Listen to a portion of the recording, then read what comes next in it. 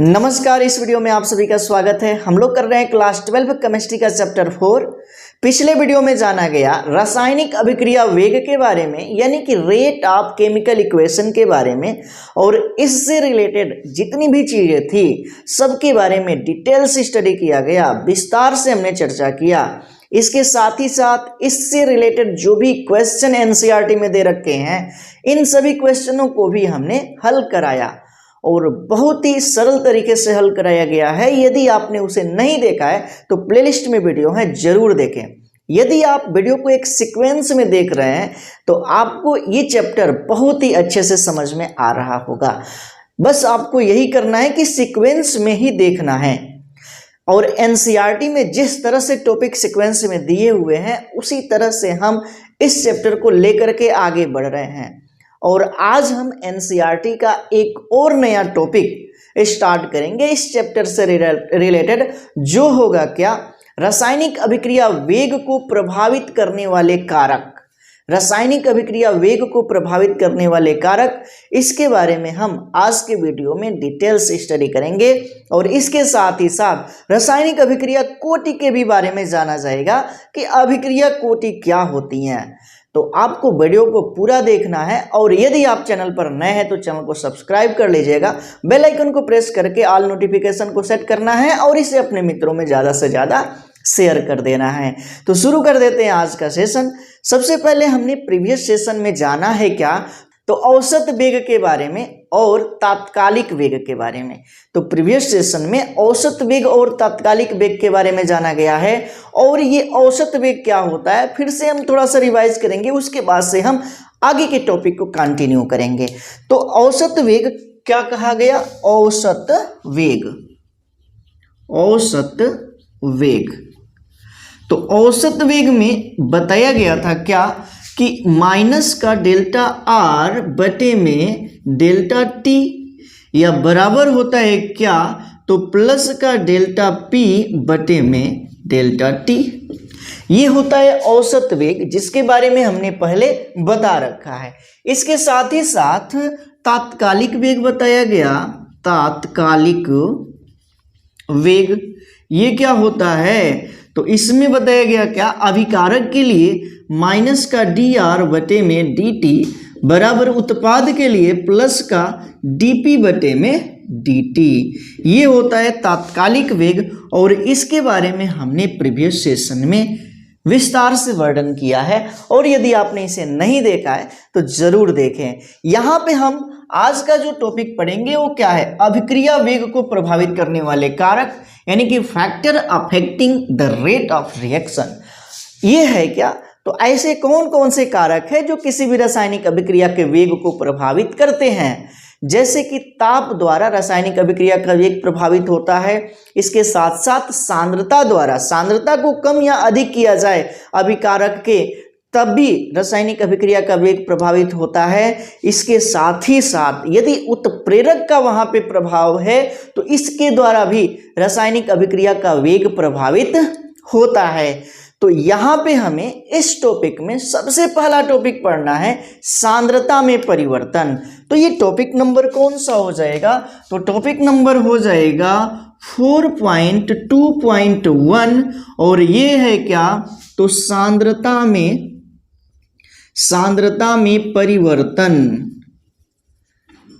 परिवर्तन।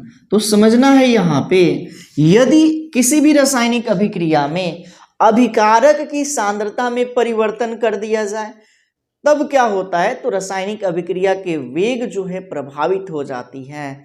तो रासायनिक अभिक्रिया के वेग को प्रभावित करने के लिए यहाँ पे क्या करना पड़ेगा, सांद्रता में परिवर्तन करना पड़ेगा। परिवर्तन, इसका मतलब यही है कि रासायनिक अभिक्रिया के अभिकारकों की सांद्रता में यदि परिवर्तन किया जाए तो उसके वेग में भी परिवर्तन हो जाता है, और जो वेग में परिवर्तन होता है इसे ही एक नियम से जाना जाता है जिसको कहा जाता है वेग नियम। और इससे प्राप्त जो इक्वेशन होता है, जो समीकरण होता है, उसको बोला जाता है वेग समीकरण, या उसी को जो है वेग व्यंजक के भी नाम से जाना जाता है। तो हमने क्या कहा, यही चीज हम यहाँ पे नोट करेंगे क्या, तो किसी रासायनिक अभिक्रिया किसी रासायनिक अभिक्रिया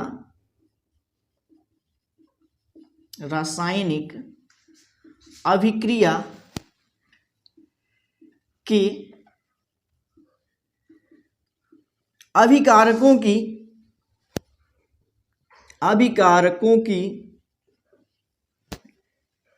सांद्रता में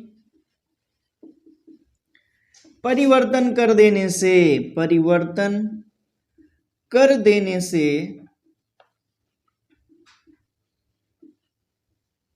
रासायनिक अभिक्रिया के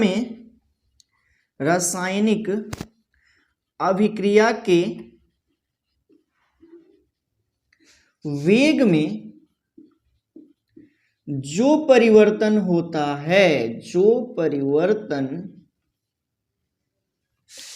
है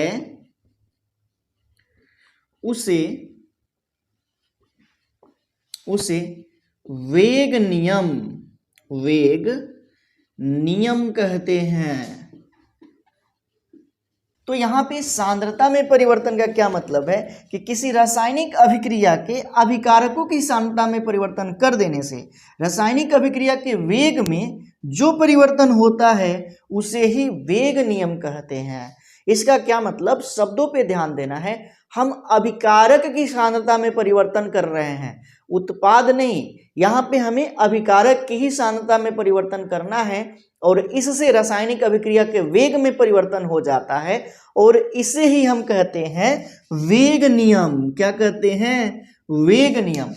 और इसके द्वारा समीकरण प्राप्त होता है और उसी समीकरण को कहा जाता है वेग समीकरण, या उसे ही कहते हैं वेग व्यंजक। ठीक है ना?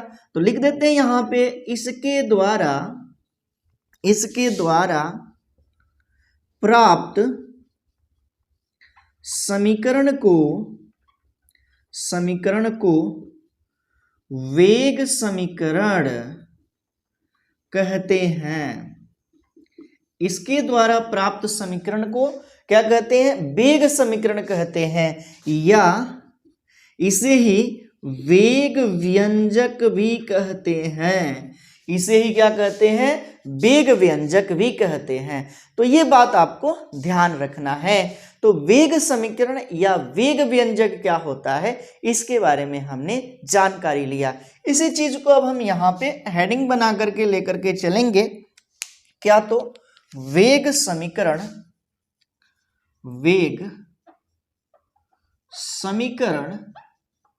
एवं वेग व्यंजक।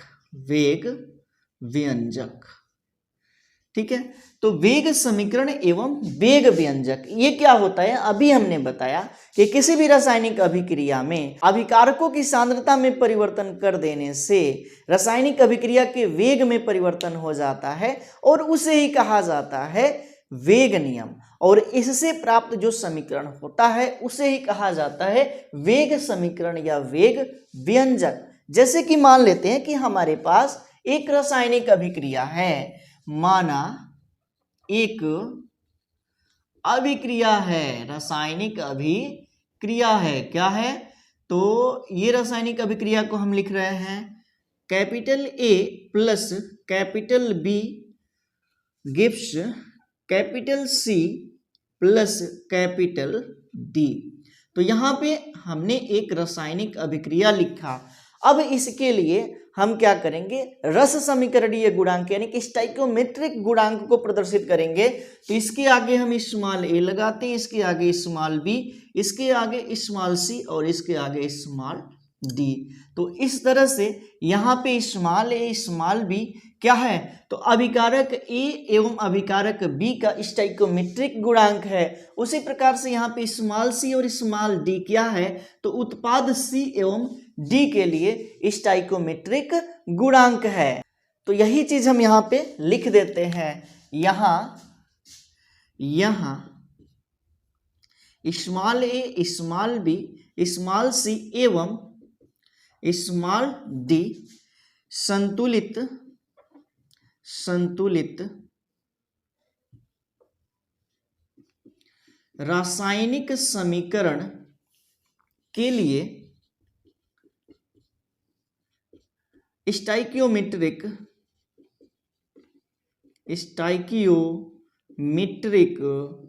गुणांक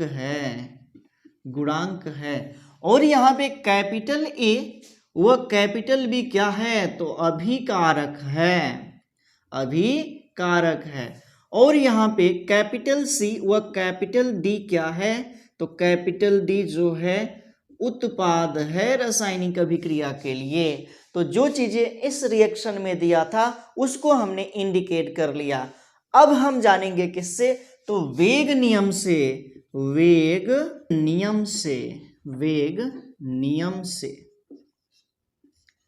तो वेग नियम क्या कहता है, तो वेग नियम कहता है कि किसी भी संतुलित रासायनिक समीकरण में अभिकारकों की जो सांद्रताओं का गुणनफल होता है वह वेग के समानुपाती होता है। और वही चीज यहाँ पे बताया गया कि किसी रासायनिक अभिक्रिया के अभिकारकों की सांद्रता में परिवर्तन कर देने से रासायनिक अभिक्रिया वेग में परिवर्तन हो जाता है, और इसे ही वेग नियम कहते हैं। क्या कहते हैं, वेग नियम। यानी कि अभिकारक की सांद्रता में परिवर्तन किया जा रहा है, किसमें, अभिकारक की सांद्रता में, जिसके द्वारा कि वेग में भी परिवर्तन हो जा रहा है। इसका मतलब है कि सांद्रता जो है वेग के क्या होती है, समानुपाती होती है। क्या हमने कहा कि जो वेग होता है वह समानुपाती होता है अभिकारकों की सांद्रताओं के गुणनफल का। यहाँ पे अभिकारक ए और बी है, और जब इसको हम बड़े कोष्टक के अंदर रखते हैं तो वह उनकी सांद्रता को प्रदर्शित करता है। किसे प्रदर्शित करता है, सांद्रता को। इसी प्रकार से ये जो बी है इसके लिए हो जाएगा बड़े कोष्टक के अंदर बी। तो वेग समानुपाती होता है किसके, अभिकारकों की सांद्रताओं के गुणनफल के।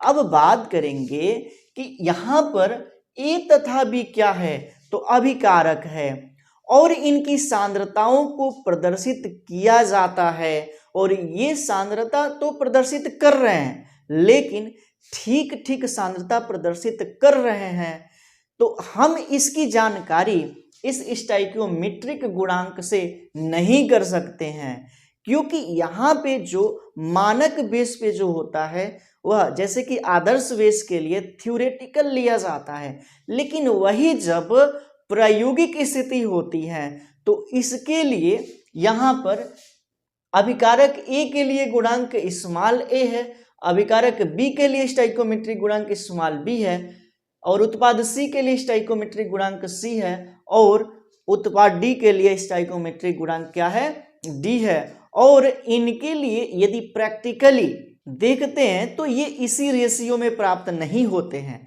यदि हम इसे प्रैक्टिकली देखते हैं तो इसी रेशियो में प्राप्त नहीं होते हैं। इसका अर्थ है कि जब हम प्रायोगिक रूप से किसी क्षण पर अभिक्रिया के वेग को ज्ञात करते हैं, किस पे, क्षण पर, तो अभिकारकों की जो सांद्रता होती है वह स्टाइकियोमेट्रिक गुणांक के बराबर भी हो सकती हैं और नहीं भी हो सकती हैं। इसलिए यहाँ पर हम अभिकारकों की सांद्रता पे जो घात है वह ए या बी नहीं लगाएंगे। और किसके लिए, तो यहाँ पर हम जो घात लगाने वाले हैं वह घात है x और y। तो यहाँ पे वेग जो है समानुपाती होता है अभिकारकों की सांद्रताओं के गुणनफल का, और अभिकारकों की सांद्रता पे जो घातें होती हैं वह x और y होती हैं, और यह घातें स्टाइकियोमेट्रिक गुणांक के बराबर हो सकती हैं और बराबर नहीं भी हो सकती हैं। ऐसा क्यों, क्योंकि मानक स्थिति में, एक आदर्श स्थिति में इसे ठीक ठीक ज्ञात करना बहुत ही कठिन काम है, और यदि प्रायोगिक मान निकाला जाता है तो उसमें कुछ ना कुछ विचलन हो ही जाता है, यानी कि कुछ ना कुछ डिफरेंस हो ही जाता है। तो हमने क्या कहा यहाँ पे कि जो यहाँ पर यहाँ x व y क्या है, तो x व y स्टाइकियोमेट्रिक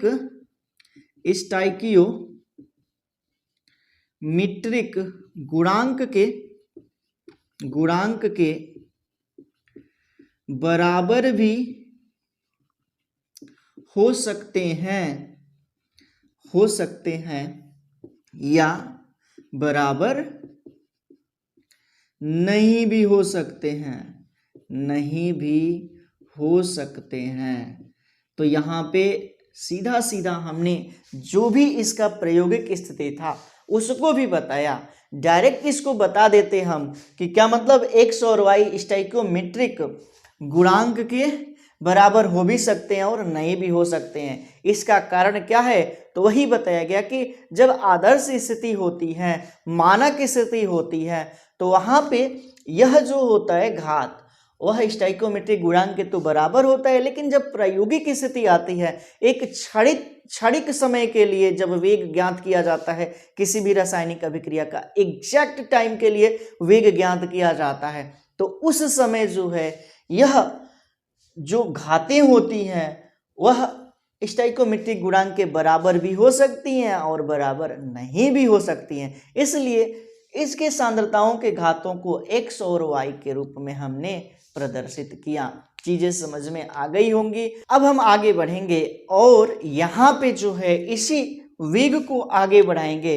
इस समानुपाती के चिन्ह को हमें हटाना होगा और जब हम समानुपाती के चिन्ह को हटाएंगे तो कोई न कोई हमें स्थिरांक लेना पड़ता है, नियतांक लेना पड़ता है। तब ये हो जाएगा वेग बराबर, हम यहाँ पे स्थिरांक लेते हैं k और ये हो जाएगा a का पावर x और b का पावर y। तो यहाँ पे हमें एक वेग प्राप्त हुआ, ध्यान देना है यहाँ पे। और इसको हम क्या कर सकते हैं? समीकरण 1 बना लेते हैं। क्या बना लिया हमने? समीकरण 1। और यहाँ पे क्या है? तो जहाँ k बराबर, ये क्या है? तो समानुपाती स्थिरांक है। क्या है ये? समानुपाती स्थिरांक है, स्थिरांक है। और इसे ही क्या कहते हैं? वेग स्थिरांक भी कहते हैं, वेग स्थिरांक भी कहते हैं। तो यहाँ पे k क्या है? तो वेग स्थिरांक है। चीजें समझ में आ गया कि वेग स्थिरांक क्या है? k है। अब हम क्या करते हैं कि हमने तात्कालिक वेग बताया हुआ है। क्या चीज? तो तात्कालिक वेग, तात्कालिक वेग। तो तात्कालिक वेग बराबर क्या होता है? तो माइनस का dr बटे में dt होता है, माइनस का dr बटे में dt। यही चीज यहाँ पर हमने लिखा हुआ है, dr बटे में dt, क्योंकि अभिकारक के लिए हम क्या कर रहे हैं? यहाँ पे वेग ज्ञात कर रहे हैं। तो यही होगा अभिकारक के लिए, उत्पाद के लिए तो लेना नहीं है। अब इसको हम क्या करते हैं कि इसको समीकरण 2 बना लेते हैं। अब क्या करेंगे कि समीकरण 1 व 2 से, समीकरण 1 व 2 से, समीकरण 1 व 2 से तो इस वेग का मान हम यहाँ पे रख सकते हैं, इस वेग पर रख सकते हैं। तो क्या हो जाएगा? ये हो जाएगा माइनस का dr बटे में dt बराबर, ये हो जाएगा k a का पावर x और b का पावर y। ये हो जाएगा, तब हमें एक नया समीकरण प्राप्त हुआ और इसे ही कहते हैं वेग समीकरण। यही क्या है? वेग समीकरण है। और इसे ही वेग व्यंजक भी कहते हैं, वेग व्यंजक भी कहते हैं। तब हमने यहाँ पे वेग समीकरण भी प्राप्त कर लिया है। तो उम्मीद करते हैं कि ये चीजें आपने समझ रखा होगा। प्यारे बच्चों, यदि आप सीक्वेंस में चल रहे हैं तो यहाँ पे आप एक भी गलतियां नहीं करेंगे और सब बहुत ही आसानी से समझ सकते हैं। लेकिन यदि सीक्वेंस गड़बड़ होगा तो जरूर अध्ययन करने में भी कठिनाई आएगी। तब हम यही कहेंगे कि आप वीडियो को सीक्वेंस में देखें और पूरा देखें। यदि न समझ में आए तब आप बताएं, और यदि सीक्वेंस में देखते हैं तो सारी चीज़ें समझ में आएंगी। ऐसा कुछ है ही नहीं जो समझने से परे होगा, यानी कि आप उसे बहुत ही आसानी से समझ पाएंगे। तो इतनी चीज़ों को आप नोट करें और इसका स्क्रीनशॉट लें और उसके बाद से अब हम अगला टॉपिक जानेंगे यहाँ पे क्या, तो अभिक्रिया कोटि। तो इसे आप पहले नोट कर लें और उसके बाद से हम अभिक्रिया कोटि पर चर्चा करेंगे। प्यारे बच्चों, वेग नियम के साथ साथ वेग व्यंजक को भी हमने कर लिया है कवर, और वेग व्यंजक से रिलेटेड इस चैप्टर में एक इंपॉर्टेंट टॉपिक आता है जिसे कहा जाता है अभिक्रिया की कोटि, यानी कि ऑर्डर ऑफ रिएक्शन। और अब हम इस ऑर्डर ऑफ रिएक्शन को पढ़ेंगे। अभिक्रिया की कोटि क्या है, तो वेग व्यंजक के अनुसार बताया गया कि वेग व्यंजक क्या होता है। तो बताया गया क्या, तो वही चीज हम यहाँ पे लिखेंगे कि वेग बराबर क्या होता है, के ए का पावर एक्स और बी का पावर वाई। यही क्या है, वेग व्यंजक है, जो हमें एक रासायनिक अभिक्रिया से प्राप्त हुआ है, रासायनिक समीकरण से प्राप्त हुआ है। और इसके लिए जो रासायनिक समीकरण था, रासायनिक समीकरण वह कौन सा था, तो अभी हमने इसको बताया कि capital A plus capital B equal to capital C plus capital D. यहाँ पर इसके लिए रस समीकरणीय गुणांक स्मॉल ए, इसके लिए स्मॉल बी, इसके लिए स्मॉल सी और इसके लिए स्मॉल डी होता है। और इसी अभिक्रिया से हमने क्या किया कि वेग व्यंजक प्राप्त किया। अब हम क्या करेंगे कि वेग व्यंजक से हम प्राप्त करेंगे अभिक्रिया की कोटि, यानी कि ऑर्डर ऑफ रिएक्शन। बहुत ही सरल है, बहुत ही सिंपल है। समझ लेते हैं कि क्या होता है अभिक्रिया की कोटि। तो किसी वेग व्यंजक नियम में अभिकारकों की सांद्रताओं के घातों के योग को ही कहा जाता है अभिक्रिया की कोटि। तो हमने क्या कहा यहाँ पे, तो किसी वेग नियम व्यंजक में अभिकारकों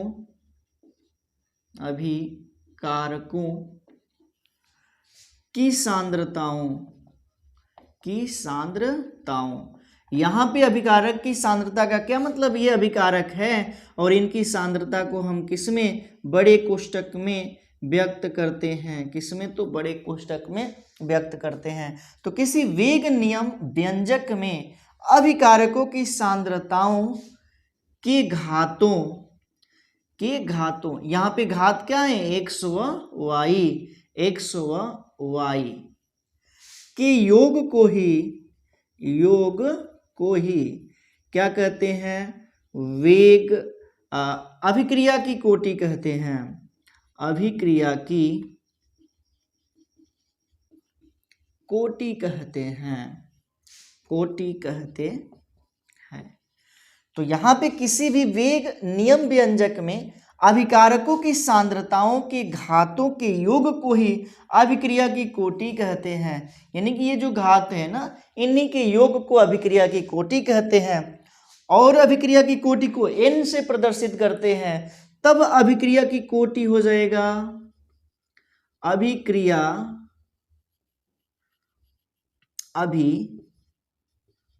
की कोटि, यानी कि n बराबर हो जाएगा x प्लस वाई। n बराबर हो जाएगा क्या चीज, तो x प्लस वाई। अब कुछ बातें इससे संबंधित, अभिक्रिया की कोटि से संबंधित। तो अभिक्रिया की कोटि 0, 1, 2, 3 या अनंत तक जाएगा, या भिन्नात्मक भी हो सकती हैं। ये बातें याद रखनी है। हमने क्या कहा कि अभिक्रिया की कोटि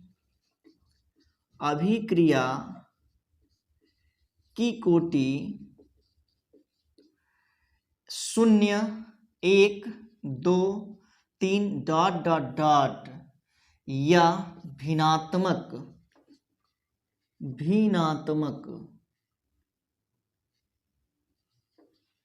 यानी कि 1/2, 3/5, 4/7 आदि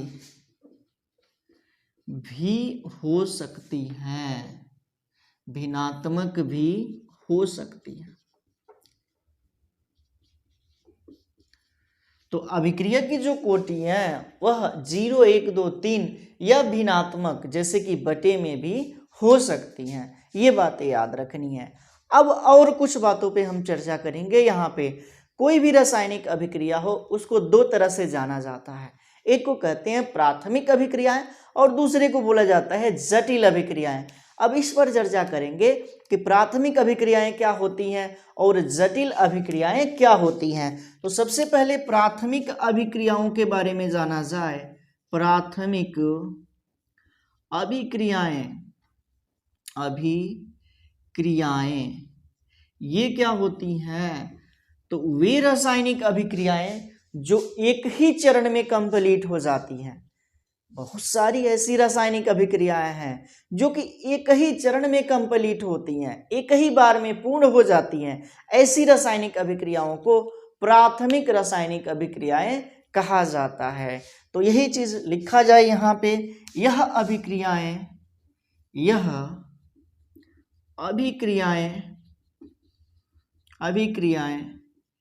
एक ही चरण में पूर्ण होती हैं, एक ही चरण में पूर्ण होती हैं। जैसे कि एग्जाम्पल की बात करें, एग्जाम्पल की, तो ए से बी बनाना है तो एक ही चरण में यह कंप्लीट हो जाएगा। जैसे कि ए अभिकारक है और इससे हमें बी उत्पाद प्राप्त करना है, तो जब यह एक ही चरण में पूर्ण हो जाए तो इसी को बोला जाता है प्राथमिक अभिक्रियाएं। अब बात किया जाएगा इसमें दूसरा टाइप का जो होगा क्या, जटिल अभिक्रियाएं। लिखते हैं यहाँ पे जटिल अभिक्रियाएं। जटिल अभिक्रियाएं ये क्या होती हैं? तो ऐसी रासायनिक अभिक्रियाएं जो एक से अधिक चरणों में पूर्ण होती हैं। एक ही चरण में कंप्लीट नहीं होगा, एक से अधिक चरणों में पूर्ण होती हैं, तो उसी को बोला जाता है जटिल रासायनिक अभिक्रियाएं। यानी कि यह एक से अधिक चरणों में पूर्ण होती हैं। तो जटिल यानी कि कॉम्प्लेक्स रासायनिक अभिक्रियाएं क्या होती हैं? तो ऐसी रासायनिक अभिक्रियाएं जो एक से अधिक चरणों में पूर्ण होती हैं उसी को बोला जाता है जटिल रासायनिक अभिक्रियाएं, कॉम्प्लेक्स रिएक्शन। तो इसके लिए एग्जाम्पल हो जाएगा क्या, जैसे कि हमें ए से बी बनाना है, ए से क्या बनाना है, बी बनाना है, लेकिन इसके लिए कुछ स्टेप का फॉलो करना पड़ेगा। तो इसके लिए क्या होगा, सबसे पहले ए से बनेगा सी, सी से बनेगा डी और डी से बनेगा बी। तो यहाँ पे क्या है, फर्स्ट चरण यहाँ पे हुआ, सेकेंड चरण यहाँ पे हुआ, थर्ड चरण यहाँ पे हुआ। तो ये रासायनिक अभिक्रिया एक से अधिक चरणों में कंप्लीट हुई। तो इस तरह की रासायनिक अभिक्रिया को कहेंगे जटिल अभिक्रियाएं। और जो एक ही चरण में, जैसे कि ये फर्स्ट चरण है और इसी में कंप्लीट हो गए, तो इसको बोला जाएगा कौन सी अभिक्रियाएं? तो प्राथमिक अभिक्रियाएं। समझ में आ गया होगा ये सारी चीजें। अब हम जानेंगे क्या, वेग स्थिरांक की इकाई। तो अब हम आगे जानेंगे वेग स्थिरांक की इकाई के बारे में। इसके लिए हमें स्पेस चाहिए, तो ये चीज़ें आप लोग नोट करें, स्क्रीनशॉट लें, नोट्स बनाते रहें। ये सारी चीज़ें हम लिखते हैं यहाँ पे नोट्स बनाने के लिए ही। और यदि इस तरह का आप काम करते हैं, इसका अनुसरण करते हैं, तो आप जो है इसे बहुत ही अच्छे से समझ पा रहे होंगे। तो ये चीज़ें आप नोट करें और उसके बाद से हम जानेंगे वेग स्थिरांक की इकाई के बारे में। प्यारे बच्चों, अभिक्रिया की कोटि के बारे में अभी हमने जाना और इसके साथ साथ वेग व्यंजक के भी बारे में जाना। अब हम जानेंगे क्या, तो वेग स्थिरांक की इकाई के बारे में। वेग स्थिरांक के अभी हमने बताया कि के होता क्या है, तो वेग स्थिरांक होता है और इसकी यूनिट अब हम निकालेंगे, इकाई निकालेंगे। तो किसी भी रासायनिक अभिक्रिया की कोटि का पता हम वेग स्थिरांक की इकाई से कर सकते हैं और उसी के बारे में अब हम अध्ययन करने वाले हैं। तो फिर से हम उसी वेग व्यंजक को यहाँ पे नोट करेंगे जो कि हमने अभी कुछ देर पहले बताया हुआ है। तो वेग व्यंजक में क्या कहा गया कि वेग बराबर क्या होता है, तो के और ए का पावर एक्स और b की घात क्या होती है, y होता है। तो यहाँ पे यदि हम k का मान ज्ञात करें तो k बराबर हो जाएगा वेग बटे में a की घात x और b की घात y होगा। ठीक है, इसी को और थोड़ा सा शार्ट कर लेते हैं, तब k बराबर क्या हो जाएगा, तो k बराबर हो जाएगा वेग बटे में ये a और b क्या है, अभिकारक की सांद्रता है, और यहाँ पे हम लिख सकते हैं सांद्रता और x प्लस वाई। अभी हमने बताया कि x प्लस वाई क्या है, तो अभिक्रिया की कोटि है। यही हमने बताया कि अभिक्रिया की जो कोटि होता है n बराबर होता है x प्लस वाई। तो यहाँ पे x प्लस वाई के स्थान पे n रख सकते हैं हम, तब ये k बराबर हो जाएगा वेग बटे में सांद्रता और इसकी घात हो जाएगा n, इसकी घात हो जाएगा n। n क्या है, यहाँ पे अभिक्रिया की कोटि है। क्या है, अभिक्रिया की कोटि है। अब इसी को हम आगे बढ़ाएंगे और लिखेंगे k बराबर क्या हो जाएगा, वेग का मात्रक पता है कि होता है मोल प्रति लीटर, मोल प्रति लीटर सेकेंड, और इंटू हो जाएगा 1 बटे में सांद्रता, और सांद्रता की घात हो जाएगा n। तो यहाँ पे हमें एक फार्मूला प्राप्त हो गया, और इसी से हम क्या करेंगे कि इस k का मात्रक यानी कि यहाँ पे वेग स्थिरांक का जो मात्रक है वो ज्ञात करेंगे। यही कि वेग स्थिरांक है और इसी की यूनिट हमें यहीं से प्राप्त होने वाली है। तो यहाँ पे इस n के मान को यदि हम अलग अलग कंडीशन में लें तो यहाँ पे हमें अलग अलग तरह से इस वेग स्थिरांक का इकाई प्राप्त होगा। तो इसके लिए सबसे पहले हम क्या लेते हैं, तो सबसे पहले लेते हैं यदि n बराबर क्या लिया जाए, 0। पहले n बराबर हम क्या लेते हैं, 0, तब देखा जाए कि इसका मात्रक क्या आता है। तो ध्यान देना यहाँ पे k बराबर हो जाएगा मोल बटे में लीटर इंटू सेकेंड, और इंटू हो जाएगा 1 बटे में सांद्रता, और यहाँ पे हमने घात ले लिया क्या, 0। n का मान कितना ले लिया, 0, यानी कि यह शून्य कोटि के लिए है। किसके लिए है, हमने कोटि ले लिया शून्य। तो इस स्थिति में यहाँ पे सांद्रता पे घात आ गया क्या चीज, तो 0। यदि किसी भी चीज का घात 0 आता है तो उसकी वैल्यू 1 ही होता है। इसका मतलब है कि यहाँ पे k बराबर हो जाएगा मोल बटे में लीटर सेकेंड, और इस पूरे का मान हो जाएगा 1, या इसी को हम लिख सकते हैं mole litre inverse second inverse. ये हो जाएगा शून्य कोटि की अभिक्रिया के लिए वेग स्थिरांक की यूनिट। एक ये आपको याद रखना है, इससे रिलेटेड क्वेश्चन आते हैं और यूनिट से ही हम बता सकते हैं कि वह अभिक्रिया की कोटि क्या होगी, शून्य कोटि की अभिक्रिया होगी या प्रथम कोटि की या द्वितीय कोटि की। तो यहाँ पे एक चीज हमने बता दिया, एक कंडीशन हमने बता दिया। अब हम सेकेंड कंडीशन लेते हैं, यदि n बराबर 1 हो तब अभिक्रिया की कोटि क्या होगा।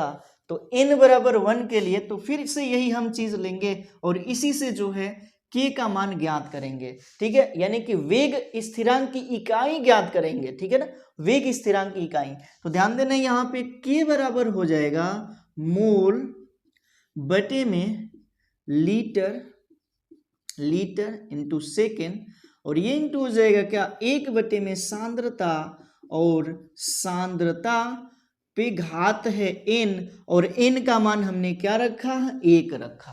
ठीक है, तो इसका घात आ गया 1। अब क्या करते हैं कि इसको देख लेते हैं कि k बराबर हो जाएगा मोल बटे में लीटर टू सेकेंड, और यहाँ पे इंटू हो जाएगा 1 बटे में सांद्रता का मात्रक होता है मोल प्रति लीटर, ये भी बता रखा गया है पहले ही। तो यहाँ पे 1 का मान तो 1 का गुणा करेंगे तो वही होगा, और सांद्रता का मात्रक होता है क्या, तो मोल बटे में लीटर प्रति लीटर। ये लीटर ऊपर आ जाएगा तो यहाँ पे हम उसी लीटर को लिख देते हैं। तब यहाँ पे लीटर से लीटर हो जाएगा कैंसल, मोल से मोल हो जाएगा कैंसल, बचेगा क्या यहाँ पे, तो 1 बटे में सेकेंड बच गया। अब देखना है, इसी को हम लोग लिख सकते हैं सेकेंड इनवर्स, प्रति सेकेंड। तो यहाँ पे यदि अभिक्रिया की कोटि 1 लिया जाए तो वेग स्थिरांक की जो यूनिट आएगी प्रति सेकेंड आएगी, यानी कि सेकेंड इनवर्स आने वाली है। अब हम क्या करते हैं कि यदि हम क्या करें, थर्ड कंडीशन लगाएं यहाँ पे। तो यदि n बराबर हम 2 ले लें, कितना, तो 2, तब यहाँ पे इस वेग स्थिरांक की यूनिट क्या आने वाली है ये देखना है। तब यहाँ पे लिखेंगे k बराबर हो जाएगा मोल बटे में लीटर टू सेकेंड, और इनटू हो जाएगा 1 बटे में सांद्रता, और सांद्रता पे जो घात है वो n है, और n का मान कितना लिया गया, 2 लिया गया। अब इसको और थोड़ा सा विस्तार से देखते हैं, तो k बराबर हो जाएगा मोल बटे में लीटर इंटू सेकेंड, और इंटू हो जाएगा क्या, तो 1 बटे में सांद्रता का मात्रक होता है मोल, और इसका जो स्क्वायर लिया गया तो स्क्वायर बटे में लीटर, और इस लीटर को हम ऊपर लेकर के आते हैं तो ये लीटर यहाँ पे आ जाएगा, और इसका भी हो जाएगा स्क्वायर, क्योंकि क्या है, इस सांद्रता का स्क्वायर यहाँ पे लिया गया है। अब क्या करते हैं, 1 लीटर से 1 लीटर कैंसिल हो जाएगा, 1 मोल से 1 मोल कैंसिल हो जाएगा, बचा क्या यहाँ पे, तो के बराबर बचा है यहाँ पे लीटर बटे में मोल इंटू सेकेंड, या इसी को हम लिख सकते हैं लीटर मोल इनवर्स और सेकेंड इनवर्स। तो ये रहा द्वितीय कोटि की अभिक्रिया के लिए वेग स्थिरांक की यूनिट, वेग स्थिरांक की यूनिट। थोड़ा सा और इसको हम इधर लिखते हैं, या हो जाएगा क्या, लीटर मोल इनवर्स और सेकेंड इनवर्स। तो ये हो जाएगा क्या, तो द्वितीय कोटि की अभिक्रिया के लिए वेग स्थिरांक की इकाई। तो यहाँ पे वेग स्थिरांक की यूनिट भी हमने बता दिया कि यदि हम कोटि ले 1, अभिक्रिया कोटि ले 1, तो यहाँ पे जो यूनिट आने वाला है के का वह सेकेंड इनवर्स आएगा। यदि हम कोटि ले लें 0, यदि हम कोटि ले लें 0, तो यहाँ पे जो इसका के का यूनिट आने वाला है मोल प्रति लीटर प्रति सेकेंड। और यदि हम क्या करें, तो यदि हम लगा लें n इजकल टू 2, यानी कि कोटि ले लें 2, तो इसके लिए जो मात्रक आ जाएगा लीटर मोल इनवर्स और सेकेंड इनवर्स।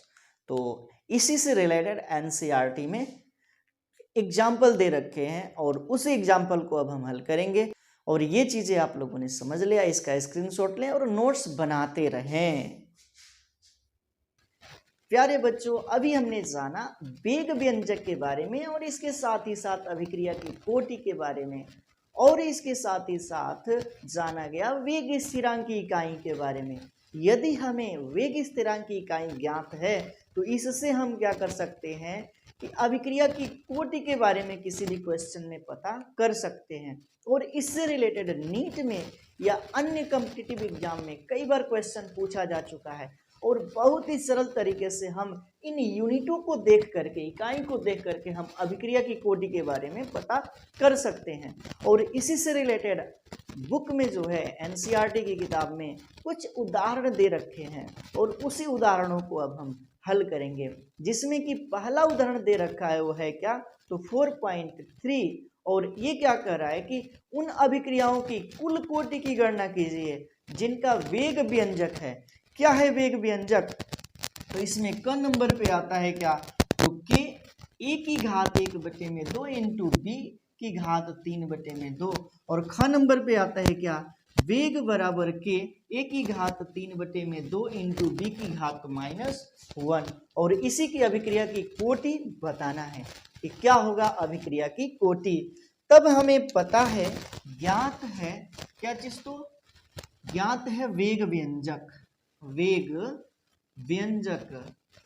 और कौन सा है ये, तो वेग बराबर के ए की घात x और b की घात y, के ए की घात x और b की घात y, ये है यहाँ पे। अब हम बात करेंगे कि यहाँ पे जो x है वो क्या है, तो x है 1/2 और y क्या है, तो 3/2। यही है ना, ये घातें x और y, तो ये x है और ये y। तब हमें अभिक्रिया की कोटि ज्ञात करना है, तो पता है कि अभिक्रिया की कोटि n बराबर क्या होता है, x प्लस वाई होता है। अब यही मान यहाँ पे रख देते हैं, x के स्थान पे रख देते हैं 1/2 प्लस y के स्थान पे रख देते हैं 3/2। अब इसको हम ऐड करेंगे तो हो जाएगा 4/2। ये जो है 2 टाइम्स में जाएगा और हो जाएगा कितना, 2। तो यहाँ पे अभिक्रिया की कोटि कितना आ गया, 2 आ गया। अब इसके लिए हम हल करते हैं, तो इसके लिए x बराबर कितना है, तो 3/2 और y बराबर कितना है, -1। और इसी को हम हल करेंगे और अभिक्रिया की कोटि ज्ञात करेंगे, तो अभिक्रिया की कोटि बराबर हो जाएगा x के स्थान पे है 3/2 और प्लस y के स्थान पे है -1। ये माइनस जो है इसमें गुणा करेंगे तो माइनस हो जाएगा, डायरेक्ट लिखते हैं।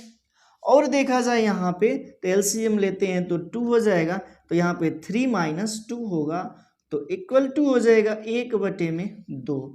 तो अभिक्रिया की कोटि क्या हो गई, 1/2, यानी कि यह अर्ध कोटि की अभिक्रिया हुई। तो यहाँ पे हमने कोटि ज्ञात कर लिया। इसी प्रकार से अगला उदाहरण दे रखा है, उदाहरण नंबर 4.4 4.4। उदाहरण नंबर है 4.4।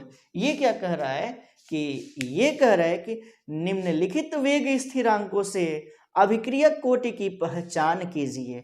वेग स्थिरांक क्या दे रखा है, तो फर्स्ट नंबर पे दे रखा है k बराबर 2.3 × 10⁻³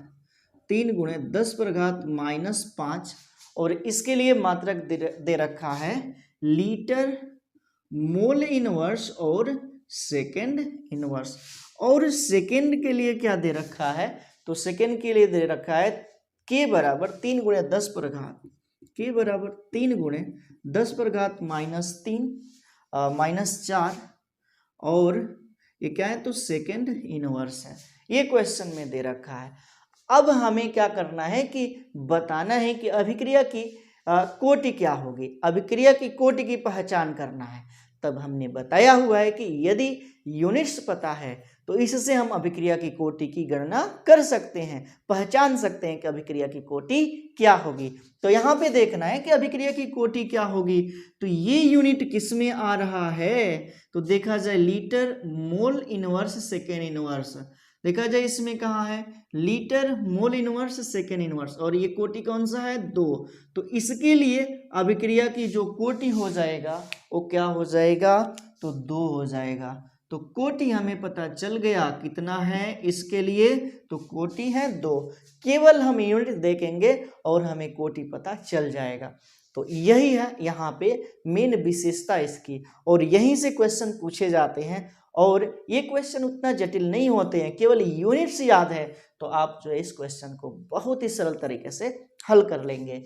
और ये देखा जाए इसकी कोटि बताना है तो अब हमें यूनिट देखना है, क्या है, सेकेंड इनवर्स, यानी कि प्रति सेकेंड। इसी को हम 1/सेकेंड लिख सकते हैं। और 1/सेकेंड किस प्रकार की कोटि के लिए यूनिट्स आता है k का, तो ध्यान देना है यहाँ पे 1/सेकेंड ये है, ये वाला है। इसका मतलब है कि यहाँ पे जो अभिक्रिया की कोटि हो जाएगा वो कितना हो जाएगा, 1 हो जाएगा। तो अभिक्रिया की कोटि हो जाएगा कितना, तो 1। तो ये भी क्वेश्चन को हमने कर लिया है कवर। तो इस वीडियो में जाना गया अभिक्रिया की कोटि के बारे में और इससे रिलेटेड क्वेश्चन जाना गया, वेग व्यंजक पढ़ा गया। अब हम आगे जानेंगे अभिक्रिया की आणविकता के बारे में। तो जो भी चीज़ें बताया गया यहाँ पे सारी चीज़ें आप लोगों ने बहुत ही अच्छे से समझा होगा। यदि समझ में आता है तो ज़रूर आप लोग कमेंट बॉक्स में बताएं और इसके साथ ही साथ वीडियो को ज़्यादा से ज़्यादा अपने मित्रों में शेयर करें। तो मिलेंगे अगले वीडियो में, तब तक के लिए thank you, thanks for watching. जुड़े रहें नारायण सर क्लासेस के साथ। Good bye.